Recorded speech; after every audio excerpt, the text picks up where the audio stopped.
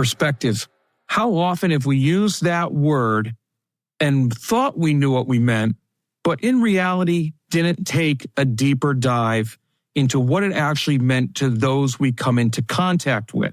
Hey everyone, Dr. Jones here with another episode of Seeing to Lead, and this episode is really interesting because we talked to Kelly Chase, a history teacher who has created her own podcast episodes to use in class. Her podcast is called the History Detective Podcast, and she's recently even created a History Detective YouTube channel that offers classroom-ready teaching resources for teachers. Because she realized early on that, yes, she could teach history according to textbooks and the stories and narratives that were provided in those. However, that might not be the actual story because of marginalized groups, because of, you guessed it, perspective. You see, we have a good conversation about the idea of teaching perspective of underrepresented groups is a difficult one because you have to do it in a fashion that creates allies for those groups moving forward due to a deeper, newer understanding, instead of just insisting people take that viewpoint. Kelly Chase also realized along this journey that there are different perspectives even within the same group, and that needs to be highlighted as well. Look, we had a great conversation. We talked about sharing instructional practices, utilizing individuals in the building for professional development, and the idea that teaching has changed and it will continue to change. As a result, we can't continually teach or lead the same way year after year based on just the diversity that we have in our buildings each year. You have to continually adjust and tweak the strategies that you use. Well, that's enough from just me. This was a great conversation with Kelly, who is just about to release her first book, History, Her Story, Our Story, Inspirational Women Who Shaped the World. So let's hear from Kelly Chase on Seeing to Lead. I think sometimes in leadership, if you're not in the classroom, you forget. So maybe the last time you were in the classroom was 20 years ago, and that's a bunch of kids that had no access to TikTok, no access to mobile phone, no technology. There weren't one-to-one computers in the class. It is a completely different beast now. So I think staying in touch, if you as a leader can go in and pick a random class and go, I'm going to teach year 8 English today, and give that teacher a break.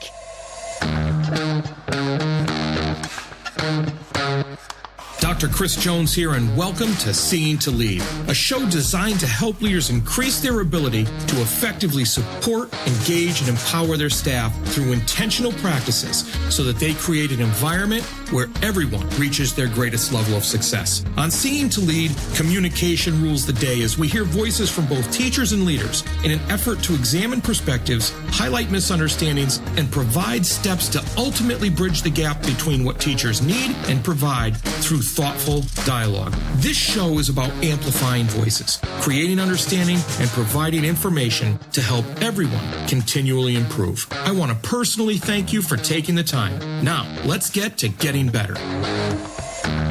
Kelly Chase is a high school history teacher and middle leader.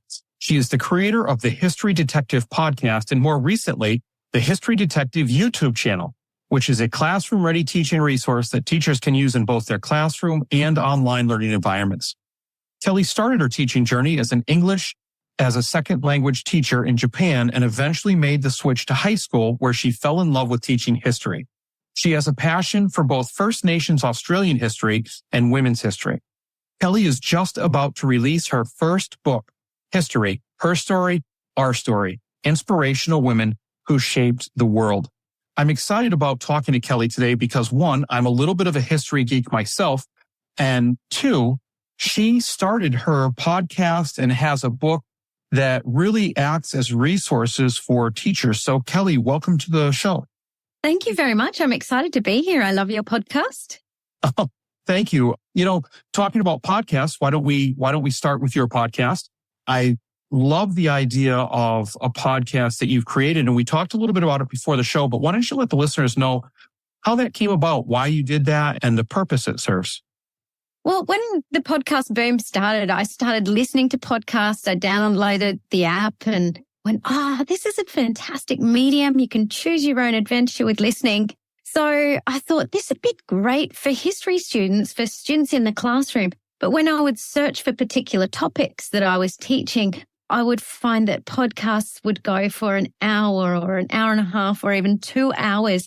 And as a teacher, you've got a really limited amount of time and you can't just sort of set them something to listen to for 2 hours in class. So I wanted to have something that was a little bit shorter, but also the podcasts were aimed at a little bit higher cognitively, assuming that people had a prior knowledge of particular events in history, assuming they had prior vocabulary.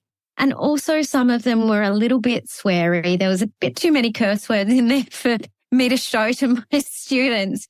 So I thought, I've been thinking for ages and ages, years in fact, and I'd planned out a name and I had a little logo and I had a great idea for a podcast that I would have little 10 to 15 minute bites of history that teachers could use in the classroom. They were linked to the curriculum and then they could plan activities around them or talk about them, have discussion questions. And it wasn't until really the pandemic that this idea I got a bit of a kick in the pants and went, I better do this. I've got a great idea. And I could share this with other teachers who might be teaching from home and needing to have a resource where they can have someone else teach their students for 10 minutes while they go to the bathroom or get a cup of coffee or something. Absolutely love it. You talk about sharing with other teachers, and I love the idea of it gives students something to do where they have that different voice. So even changing up with that transition, the sharing with other teachers piece really stuck out to me though. So you create these podcast bites, so to speak, as you said, and share them with other teachers. I know teachers, they'll use video clips, movie clips in classrooms and walk students through it. How do principals get a resource like yours into teachers' hands and then encourage them to use that instead of the movies in maybe a flipped classroom model where they can then come in and have discussions and they listen to them as a separate piece of class? I try to make it accessible because I try to also have a transcript available. So for students for accessibility reasons, basically, and in that transcript that I have on my website, it's History Detective Podcast. Each of the episodes has 5 or 6 words that are highlighted that I've kind of chosen that kids might not know. And those are directly linked to a dictionary definition. So I like that accessibility. And I've also had a teacher email me and said a girl who is vision impaired really loves the podcast because she's able to listen to the stories and get into it and not have to watch something or read something, but can actually listen to. But also there's students with dyslexia that are unable to access a written text, are able to listen to a story and engage with it and understand it. Or students with literacy issues are able to have those accessibility options as well. So that's kind of, that's what I hope. I don't know how principals are going to get it out to the teachers, but I wish that they would share it with the teachers. Go, use this. Well, I will definitely be sharing it with my teachers, but just you created this as a passion that you had, or you wanted to do it, and you said COVID gave you that kick in the pants. Is this something, just in your estimation, is this something that if principals could get teachers extra time, or they could give them time during the day and maybe even a little bit of money for professional development and curriculum development, that it could be something teachers would do to use in their classroom? Do you mean for them to create their own? Yeah. The thing is that I think you have to be quite passionate about it because it is very time consuming, especially with the research. So it needs to be something that you know about and you need to have quite robust research on a topic. You don't want to put out there something that's half baked, especially when it's coming to history. And you also want to maybe perhaps with other topics that are a bit more straightforward. I think that this would definitely be something that a teacher might be able to do, especially with English and taking apart books and analysing books, or even with particular topics to do with science and maths and STEM and all those kind of things. Yeah. But with history, it's quite time consuming. But because it's such a passion of mine, I'm happy to put in the time. And I really want to be able to show different perspectives, and within my research, be able to research different perspectives from the primary sources and secondary sources that I use in the research. So definitely. And that's also a thing that a lot of teachers have started to use podcasting with students, where they create their own podcast. I haven't done that personally, but I have seen it done or heard it done. And it's a really interesting exercise for students to be able to have that agency over their own learning as well. I have a teacher that does that, not on a consistent basis, but does that with advanced placement history. And every once in a while, the students will release a podcast, and it's them having a discussion about a topic that they've learned in class. And I think that's fantastic because their understanding of the topic comes out. Now, it's not being used as an instructional tool like yours is, because yours is so well researched, but it's used as almost like an informational piece where a discussion or perspective is there. And the reason I keep mentioning perspectives is because I think that's important. And I think it's important to have different perspectives. And you had mentioned before that you found that when you started to do some of your podcasting, and that there were voids that you could fill with that. Can you talk a little bit about that? Yeah. When I first started teaching history, you don't necessarily teach the history that you learnt in university or college. So you rely quite heavily on the resources that are available, and those will probably be the textbooks or anything you can Google. But what I was finding with the textbooks that were provided, that were printed relatively recently, only 10 years ago, is that I would open up a chapter to Viking history or Japanese shogunate Japan and find out that there were 100 men represented and 7 pictures of women maybe doing some housework or something like that. And I 100% know that women were there because the men don't exist without the women having babies. Yeah. So I started noticing that there were gaps in the narrative, and that the textbooks were being written from a particular place of privilege, and usually who we decide we're going to record in the archives, the sources from these people, were often from a very male perspective. And I wanted to show girls that women can be included in history as well. But I also wanted to show boys in the classroom that women's voices are worth listening to, and they can do things in history as well. So it's not just about empowering women. It's about making boys allies to women and accepting that girls are just as valid part of history as well. That's such a powerful message to deliver to students about, like you said, not just representation, because that's important, but the idea of value and value added. And, when I listen to you talk about this, I think about how the amount of diversity that we see in our schools, and there are still subgroups that feel left out, and they don't have that mirror experience where they see themselves, or that window experience where they see where they could be. How powerful or useful can podcasting be to help that situation in schools, do you think? Podcasting can be incredibly powerful because there is such a diversity of voices out there. I mean, of course, if you look at the statistics, and there's a lot of voices on Twitter saying it's a very male-dominated space, but you can find voices from anyone because it's a medium that basically is free to be able to put your voice up there. I mean, you might pay for a podcasting host or something like that, but anybody can put their perspective or their voice up there. So the voices are there, and there are so many because I listen to a lot of history podcasts, obviously, being a history teacher. But there are so many different diverse stories about history that I've learned from podcasting of different people. It takes a little bit to search for them. It's hard to kind of get through all of them. It's virtually impossible, but there's definitely such a diversity of voices out there that you don't get with the textbooks or when you're doing a basic lesson plan Google search. So I think podcasting is a really interesting medium for sharing a diverse array of voices out there that can showcase our children that their voices can be heard.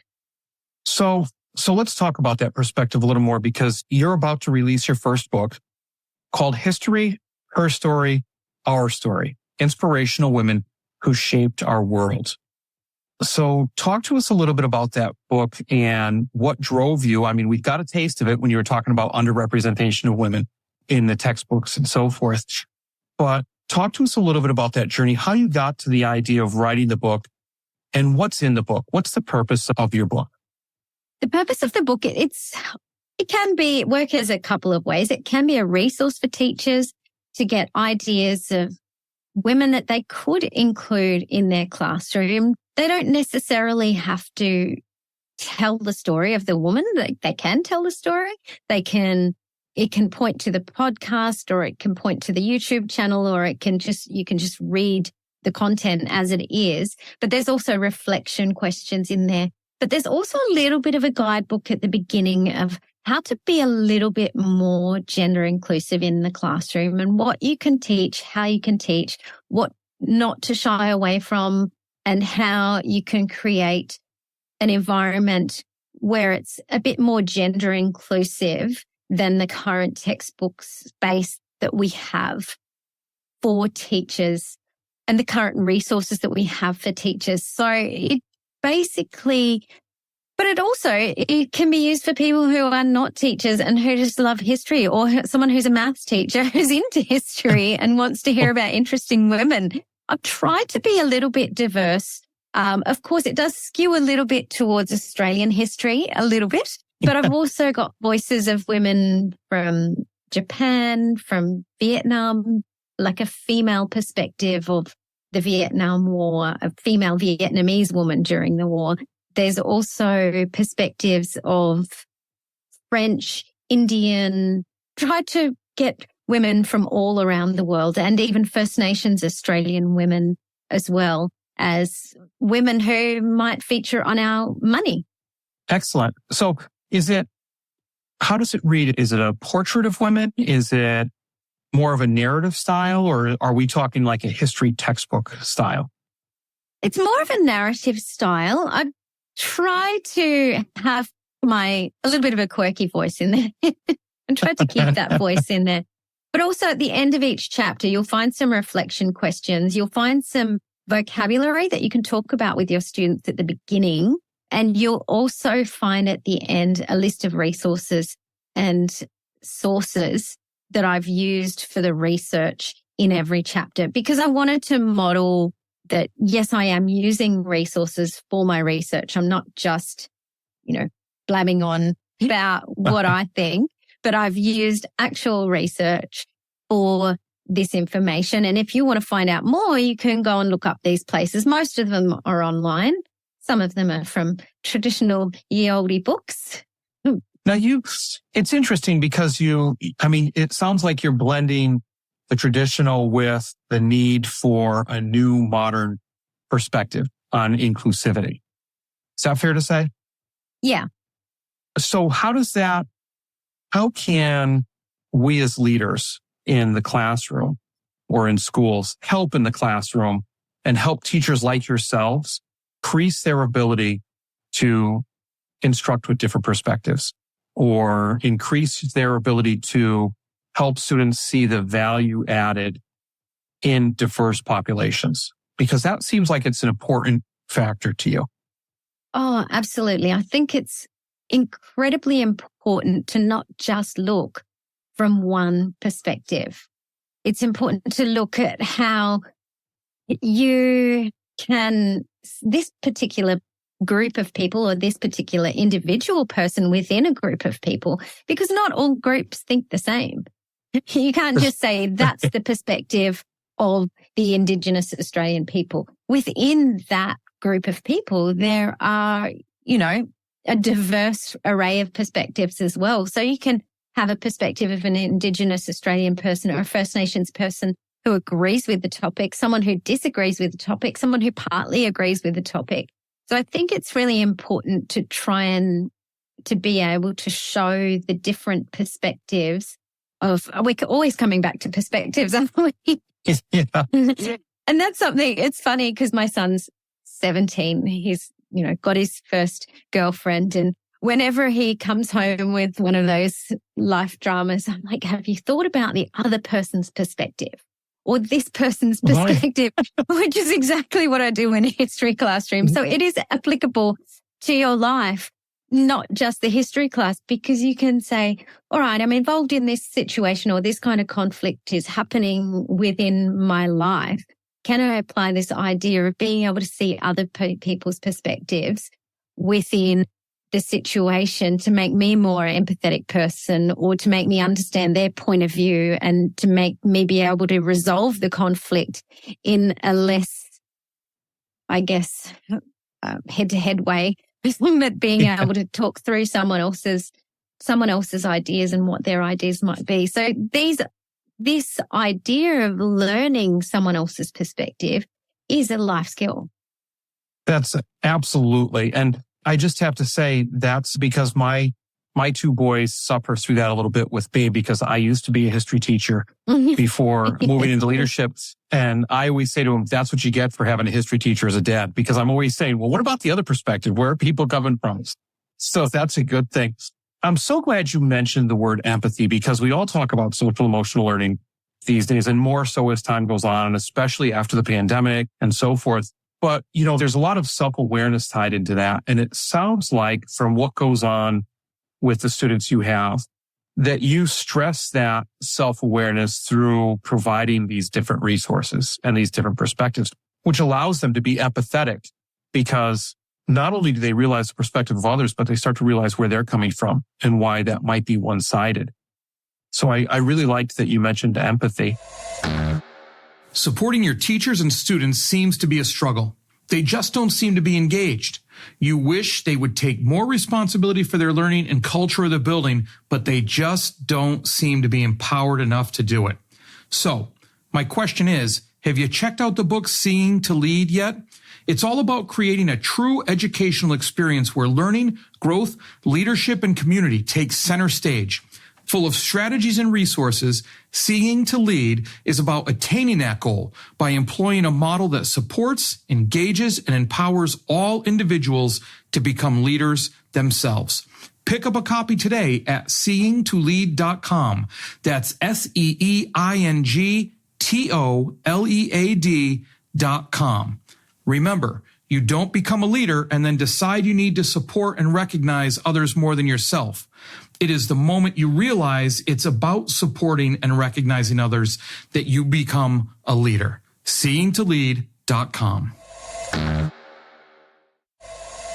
You talk about, so you're writing this book that clearly, from the way you explain it, with highlighting vocabulary, with hitting the different levels like that and the reflection areas and that narrative piece that's more engaging than your typical history textbook, unless you're kind of a history geek like myself who kind of gets into that.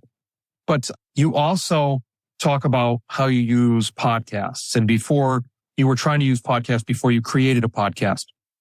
What does your classroom look like? I'm just dying to ask you, what's your typical classroom day look like? Does it have Socratic discussion in it? Does it have Harkness discussion in it? Does it have multiple steps that you go through? Well, I think it's a mix of everything because with history, as you know, you've got to kind of get some content out before you can have the discussions. Because just a little.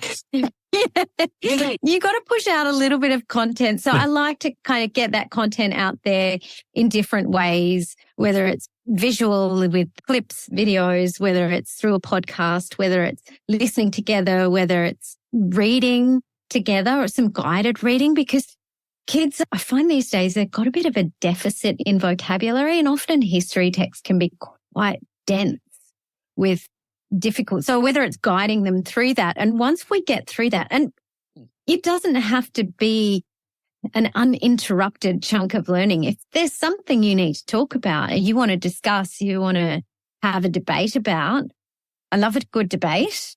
And I love a structured debate as well, where you give children sources and you say, okay, I'm giving you all the same sources, but you're going to argue this side and you're going to argue this side based on the information that you've got in the sources. Then you come together and have a bit of a presentation. Then you go, okay, where do you actually sit now that you don't have to argue that perspective? So there's an array of things. Sometimes the other day I marched my student down into the bush because we were looking at Australian history and the South Sea Islander slave trade that happened in my state, Queensland. And I wanted them to get an idea of what the land was like before white colonization. So I marched them down to the bushland that's next to our school and just made them think about it. Sometimes I do things like that. I've got a sand pit up the back of my school that has a body buried in it. Not a real one. Yeah, just show your face then. Yeah. It's called a disarticulated skeleton from a physio supply store. That was funny. You said a body buried, and I'm like, what? Because we do a unit on archaeology, and I wanted to talk about the techniques, and it's always a nice surprise for a kid who I'm, showing the techniques, and they discover a human skull. That's awesome. But there's also a bit of a story in there that there's all these other things that they can find in there. I've got a little story that I made up about the body that I buried in there and that burnt down in a house fire, and he really liked Spider-Man for some reason. What? I was going to say, you can't just drop that you have a story made up and not explain that story. That's fantastic. Always fun. So there's always, sometimes it's sitting in the classroom. Sometimes I really need to just separate the desks and get them to read or do their work or write. I do a lot of guided instruction on how to write in a more academic way. And I love writing myself, which is why I write on my podcast and I write my book, and I get excited and they see me getting really excited about writing and then go, oh no, I'm going to change that word. How can we write this sentence better? And they get to kind of be a part of that and see that. And how can we include evidence? We need some evidence in this writing. We can't just have it as my opinion. What fancy words are we going to use? This is the words we're choosing from. So it's not just one style of teaching. I mean, I have an escape room for year 9, World War I. So they're not allowed to escape until they've solved some numeracy puzzles within the World War I activity. So there's a lot of different things that go on in the classroom, not always the same things. That's fantastic. Your room, can I go back to school? Can I enroll in your school? Your classroom sounds so engaging. And, so because of the person you are, you've decided to make it engaging, and you've decided to take these steps for students and really hook them in. And obviously there are parts along the way that support them. There's always those little pieces that you have to do.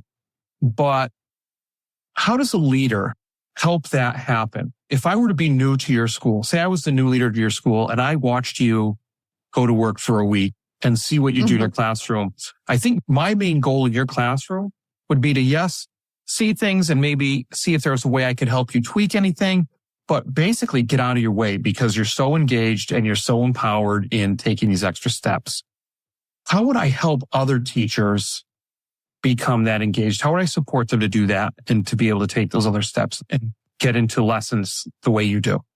I think there is a lot of merit in shared practice, or being able to share your ideas and say, this is what I do, this is how you can do it. And professional development from the people at the school. Often we teach in a little bubble and we teach in our room and nobody knows what goes on in the other people's room, but opening up the conversation to say, hey, why don't you go and see what's going on in that room, whether it be a history class or a science class or a geography class or an English class, and sharing that practice to see how other teachers in the school are working, and also supporting creativity. And don't say no, say yes. And that whole improvisation. Yes. And what can we do? How can we make that even more interesting? Or how can you apply that idea to your subject or your classroom? But I think definitely shared practice and finding out what other teachers are doing. And that's part of my creativity was I hopped on Twitter, I don't know, however many years ago. And that's where I started to get some fantastic ideas. And, you know, the idea where the kids walk in and there's a chalk outline of a body that they have to solve the mystery to find out how this kid died. It's the introduction to an industrial revolution unit. And it turns out that the child had died down a mine shaft, and it uses a primary source of a newspaper as the evidence. And the kids kind of work out, and then they go, okay, what era are we studying? What are we going to study this term? So just that, I got that from Twitter. So shared practice, I think, is a really great idea to be able to experiment and try things out. Not everything's going to work. I tried some things from Twitter that didn't work. I've tried some things that did sort of work, and I've had to tweak the next time around. So just being open to learning and changing and not teaching the same way every time, and knowing that your students that you got in front of you are very different to the same students you had last year. If you're teaching the same topic, and you can't always teach exactly the same way for the diversity that you've got in your class. Absolutely fantastic. I mean, you just pretty much gave a small course on why we need to make sure we use the talent that we already have in the buildings for PD. Yeah. Instead of, bringing somebody in to talk for a little while, maybe show a couple strategies and then leave. Yeah. I call it the Taillight Warranty. Their usefulness is gone as soon as you can't see their taillights anymore. But it's, that's such a strong argument. You have a podcast, you have a YouTube channel with resources, you're writing a book, you've done all of these things. And you talked about how you started with English and then became passionate about history and teaching. All that being said, I want to use those things to launch into the two questions I ask every guest as we get near the end of this podcast. If you were an educator, who, not what would you be? I had a big think about this question, and the answer that I kept coming back to was lost. I'd be lost. Really? Without teaching. Yeah. I love it so much. The funny thing is I didn't get into teaching until late. I didn't go back to uni until I was in my 30s. So I did spend a big bunch of time not being a teacher. And in that time, I was doing creative endeavors. I was, doing kids entertainment. So I was still kind of in the field, and I was doing a bit of singing and dancing and music and all that kind of stuff, which are all elements that I've brought into my podcast and my teaching and the YouTube channel. But it wasn't until I started high school teaching that I truly went, this is who I am. This is what I need to be, sharing learning and sharing a love of learning with the students. And I didn't particularly like high school. It was fine, whatever. It was a place, but I want to create a classroom that kids want to be in and want to be excited about learning and want to, get in contact with me. And I had a student that I taught in year 9. He didn't take senior history, but he just got in contact with me recently and said, guess what, miss? Because we're all called miss. Yeah. Guess what, miss? I'm going back to school. He's 3 years out of school now. He's like, I'm going back to uni, which is our college here. I'm going back to uni. I'm going to be a history teacher because I really love what you taught me in year 9. I was going to say, is there anything better than that? Yeah, so good. That's so excellent. Good. And then he's been messaging me books that I should read about war and stuff. So it's nice that students can, apply stuff that they've learned, even when they're 14 years old, being hit in the face with puberty. They still remember these core experiences that they had in a classroom, and it's something that they can carry through with them for the rest of their lives, and this love of learning, which is exciting. So yeah, I'd be lost without being a teacher.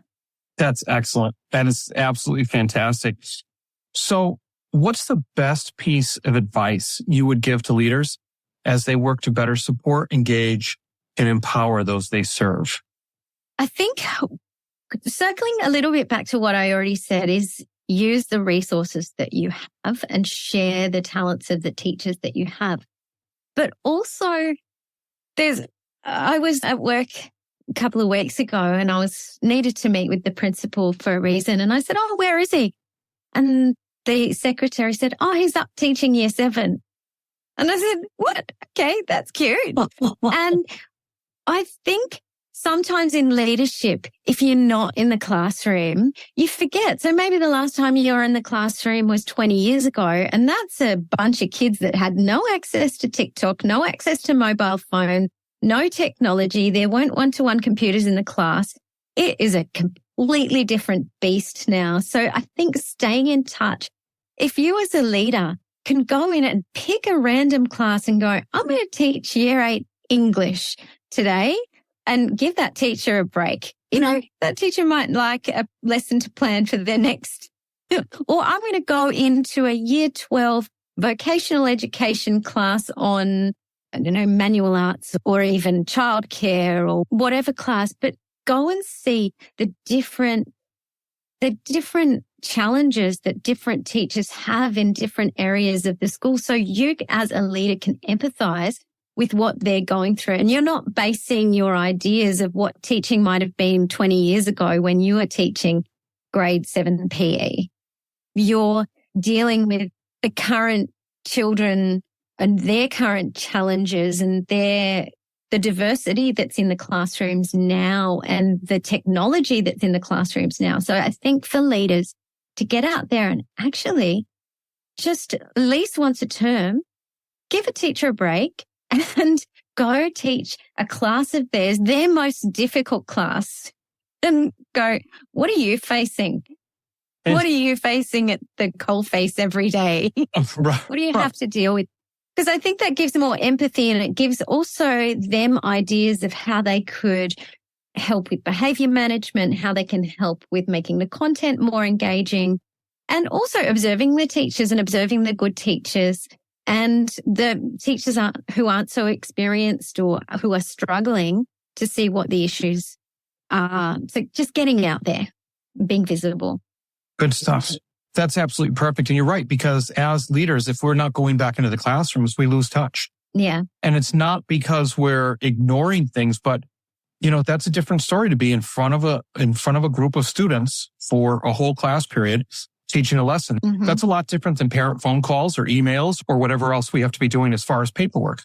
Or meetings or unpacking data or, bringing down the policy that's come in. I know it's very busy being a principal and it's hard to find that time, but I think it's important to make the time. Well, if it's important, we schedule it, right? Yeah. So. Especially because the core business is teaching students. And if you've forgotten what that's like, then how can you run the whole ship? Right. I have to tell you, Kelly, I've had a great time talking to you today. I would recommend that anybody and everybody subscribe to your History Detective podcast and do the same for your YouTube channel, because you have, as you said, I said earlier in the bio, you have those classroom ready teaching resources. I think that's fantastic. And then, if by the time this comes out, we can get a link to pre-order your book, History, Her Story, Our Story, Inspirational Women Who Shaped Our World. I think everybody would be better for picking up a copy of that and using it as a classroom resource. I think your passion shows through, and I'm really happy that you decided to come on today and share some of this in wisdom with us about teaching and how to create an engaging classroom and how leaders can help teachers do that. Thank you so much for having me. It's been a pleasure having this conversation. And I think it's fun for you to have an Australian accent on your show. Absolutely. Well, any and all accents are welcome, but I think you're maybe the second Australian accent I've had. And I think I've had I've had one British accent, but others have been Canadian. That's an accent, but it's not, it's not the Australian or the British accent. Of course, to me, it's normal, but to you, it's a bit of a novelty. Yeah, I was going to say, they give folks like me from Massachusetts, they give a hard time about our Massachusetts accent. So I can't even imagine how messed up I sound on your end. But no, we're kind of used to it. We get a lot of American content on our television. Yeah.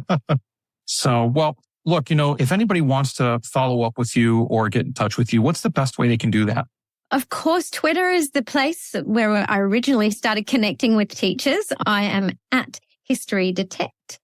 I dabble in a little bit of Instagram at History Detective 9. There's also my website where you can find all of the transcripts for the episodes and links to the episodes. That's historydetectivepodcast.com, which is fairly simple. There's links to my email there as well. So awesome. I won't list them off. I'll link all of those up in the show notes so that people have them, and I'll direct them to your website. And hey, it's the least I can do because you're somebody that's putting out engaging content in a different way to help show different perspectives and the value of all these different people that we have together in our universe, on our planet, in our lived daily experience. So we got here somehow. It's because of history, and there were a lot of people that helped it happen. Yeah. Thank you very much. Thank you.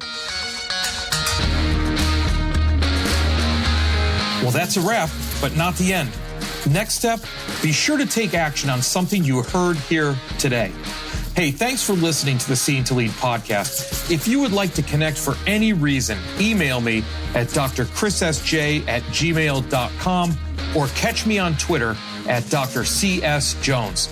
If you've gotten any value from the Seeing to Lead podcast today, you can help me and other leaders create a world-class environment through a teacher-centric approach by subscribing to the show, leaving an honest rating and review, and sharing this episode on social media with your most valuable takeaway. Also, one last thing. Have you had a chance to pick up my latest 5-star rated book yet? Grab your copy of Seeing to Lead anywhere you buy books or at seeingtolead.com. That's seeingtolead.com, where you can learn more and continue to improve. Now go have a successful week.